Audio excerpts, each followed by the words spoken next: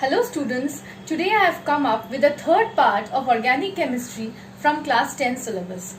Today I will start with the IUPAC nomenclature.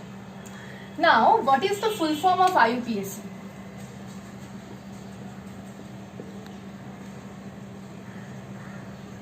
The full form of IUPAC is International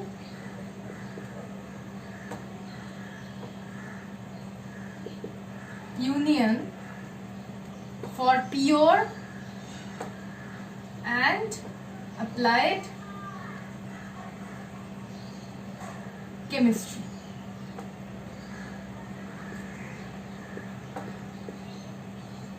Okay, IUPAC.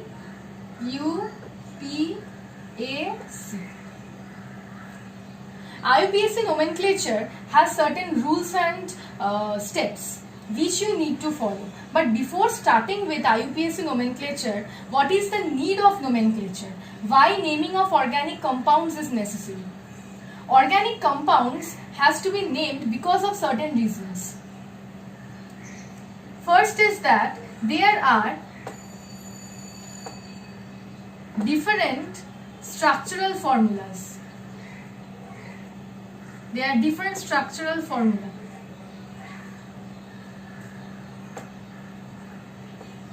So the various structural formula should have a specific name and systematic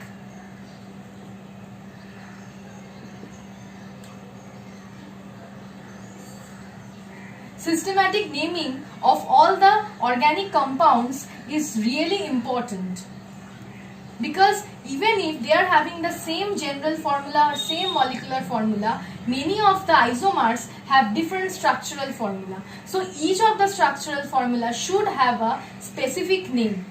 As a result, IUPAC nomenclature is required. And why IUPAC nomenclature is required? Because in IUPAC nomenclature, a particular name is being given to a particular molecular structure, which means that for common name, there are various common names for a particular structure. But in IUPAC nomenclature, only one particular name is given to a particular structural formula or a particular molecular structure. Okay, now I'll start with the rules. Okay, I'm rubbing this. I'll start with the rules. Now, IUPAC nomenclature of an organic compound requires certain things. The first is root word. Now, what is the root word? The root word will be the number of carbon atoms present in a longest chain, which means that if a structure of a chemical compound or organic compound is given, there we have to first find out the longest chain. For example,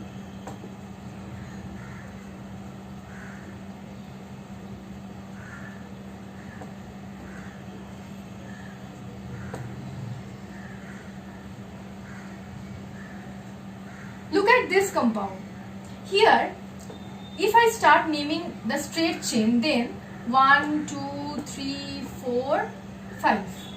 But if I name the branch chain, then 1, 2, 3, 4, 5, 6. Then which one will be the longest chain? The longest chain will be this one. So for IUPAC nomenclature, first we have to find out the longest chain. And then we have to find out how many carbon atoms are there in the longest chain. If this is the longest chain, then we have to find out how many carbon atoms are there. 1, 2, 3, 4, 5, 6. There are 6 carbon atoms in this chain. So the root word will be hex. I've told you earlier, if the number of carbon atoms is 6, then it will be hex. If it is 1, then it is meth, 2, eth, 3, prop, 4, bute, like this. Since there are 6 carbon atoms here in the longest chain, so the root word will be hex. Okay.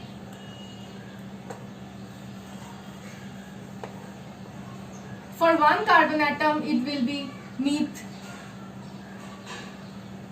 Okay, for IUPAC nomenclature, keep one thing in mind, that you will never use capital letter, hex.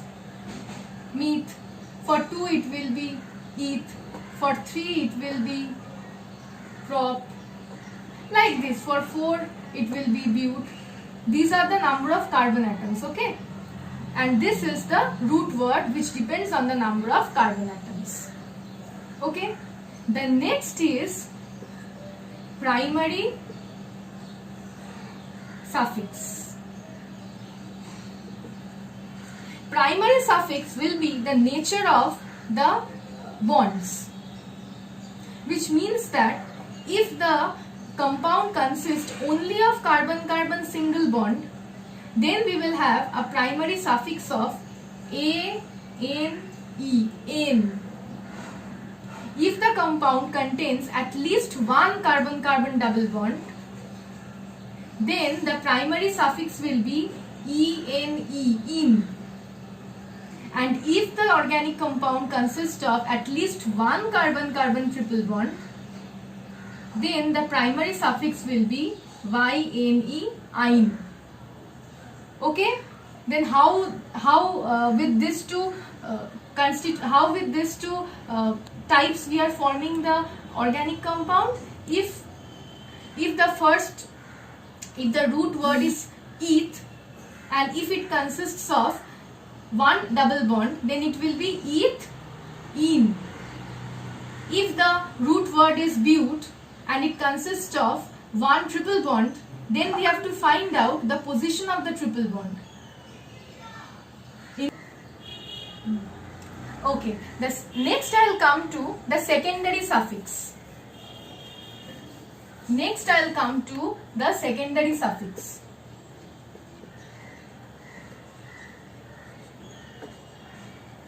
This is the secondary suffix. The secondary suffix will consist of the functional groups. This is important. The secondary suffix will consist of the functional groups.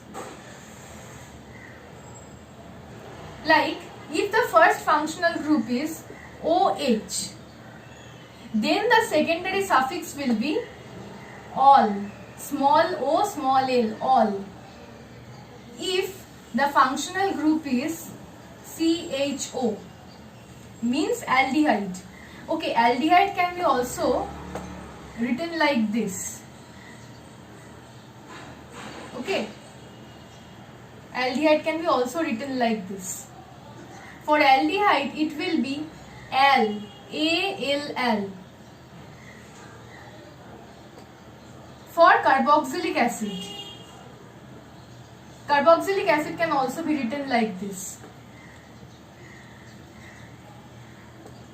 C double bond O and OH.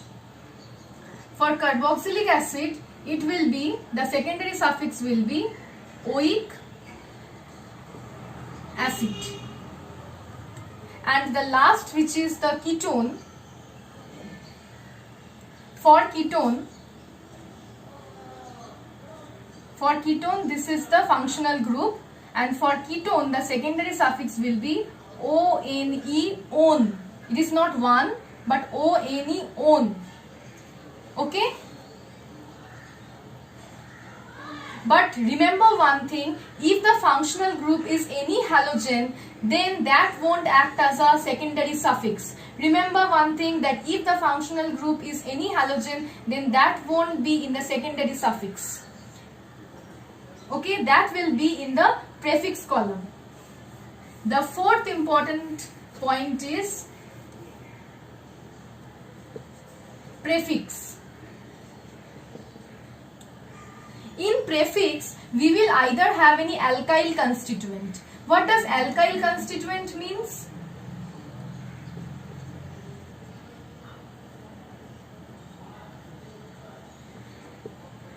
Alkyl substituent. What does alkyl substituent means?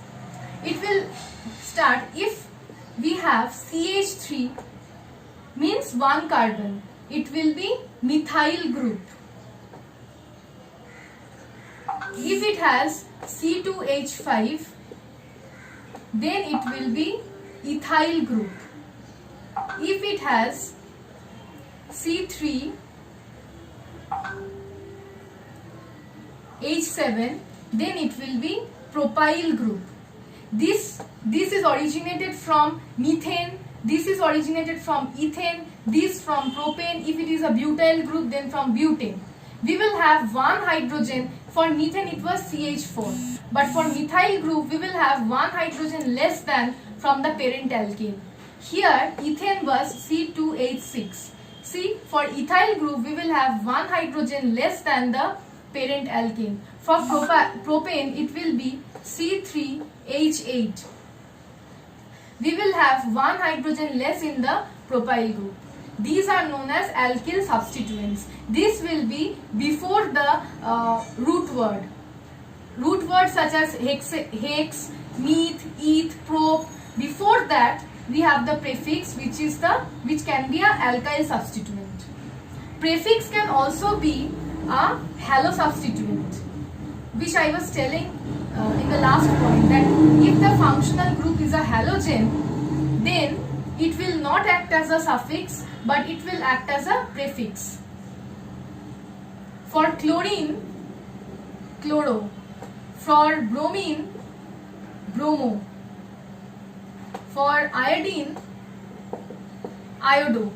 For fluorine, fluoro. Okay, these are the halo substituents.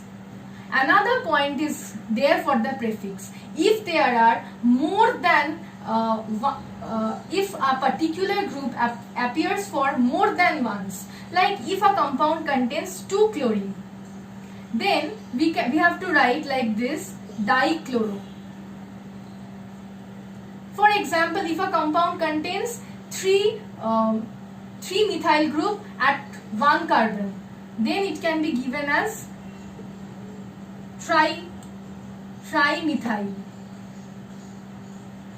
If there are 4 same particular groups, then it can be written as tetra. If all these are written before the root word. So before the prefix can be of 3 types. One is the alkyl substituent, which can be methyl, ethyl, propyl, butyl, and continues. It can be a halo substituent, which can be chloro, bromo, iodo, fluoro, or it can depend on the number of times a particular group is present in a compound. If a particular group is present for twice, then it is di. If it is thrice, then it is tri, and if it appears for 4 times, then it is tetra.